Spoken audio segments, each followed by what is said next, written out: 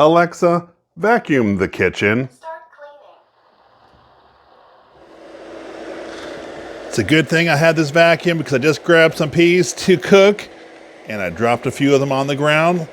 I'm not really a big fan of peas, but it looks like the E10s loves to eat them up. Cool thing is the intelligent mapping, it'll actually come back and get the rest of the peas on the next sweep. Awesome job. Here we are at the very next pass, and just like I said, it ate up the rest of the peas. Welcome back to another Jeff Reviews for you. And as you saw, we are looking at Eureka's robot vacuum, the E10s. You know what? Enough talk. Let's get right into this review. In this video, we are looking at a robotic vacuum. This one is by Eureka, and it's their NER E10s. What I really like about this robotic vacuum, one, it's made by Eureka, a brand we know does an amazing job putting together vacuums, but also check out that canister in the back.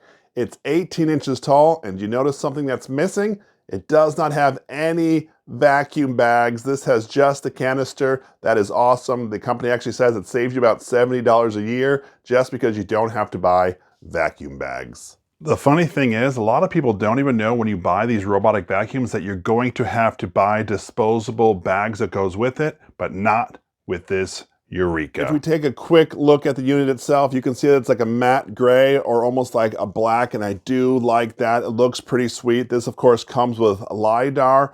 The lowest retail price that I've seen on this is right around $400, making it an awesome buy. This has both the vacuuming and mopping feature, and we will test that out in this video. Now, I've just taken this out of the box, and so there is some things we have to do before our initial use, so let's get into that. There are these tabs that were in there just for packaging. Let's pull that out on either side. Let's install our brushes. Of course, there's a purple tab here, and that goes with the purple brush.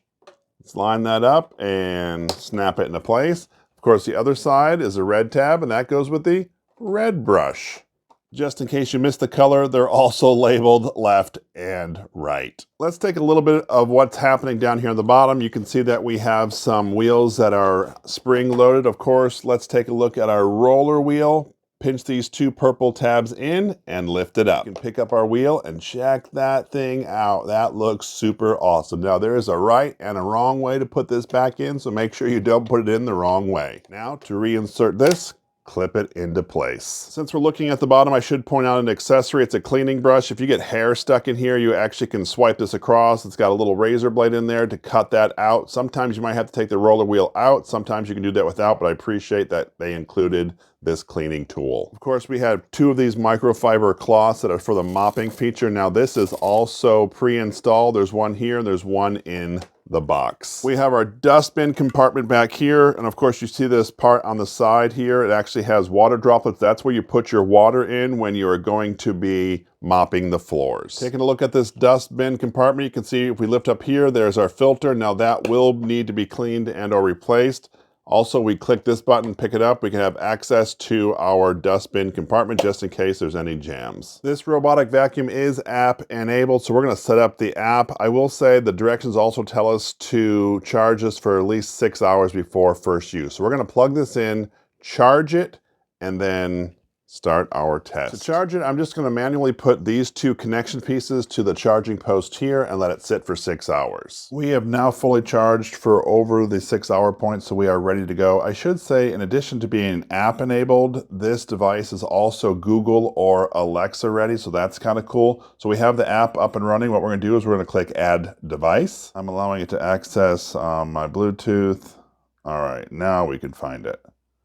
It looks like it found this device over here. You can see at the top, it says it's already there. So we're gonna hook it on. Hook it up to your internet, entering in your password. Connected it to our... Please wait.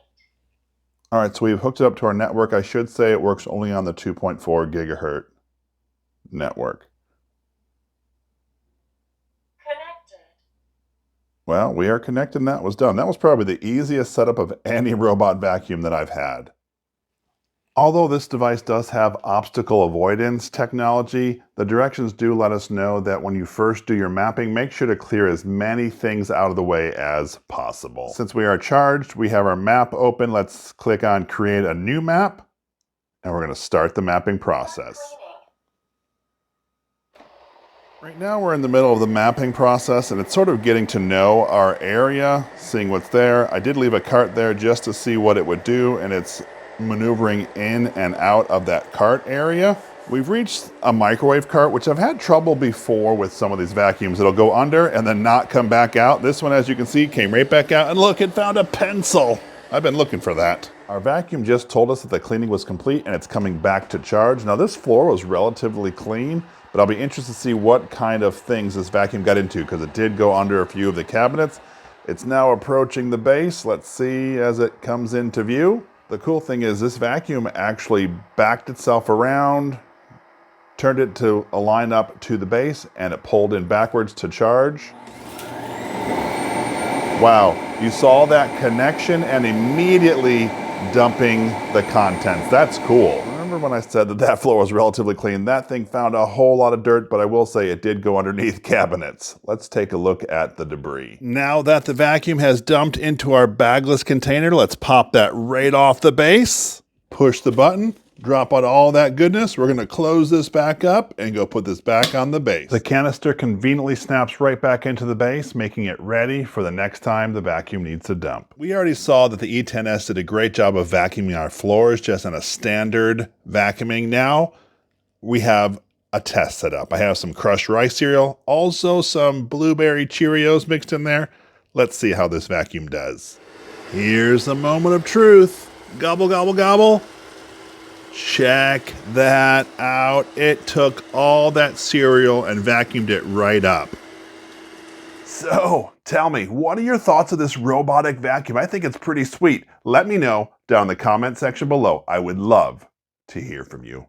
Now, let's try the mopping feature. Even though I believe most people will use this just for the vacuuming part, we will try the mopping feature out as well. And we're filling it in right here, and you fill just about a half a cup of water in the reservoir. Now that we have our water in, we click this middle button here. That's the standard water level. I still have the high suction as far as the vacuuming part. Also, it has the carpet detection on. Right now we have 2 rooms mapped. I'm actually gonna have it mop just room A. So let's hit clean. Area cleaning started.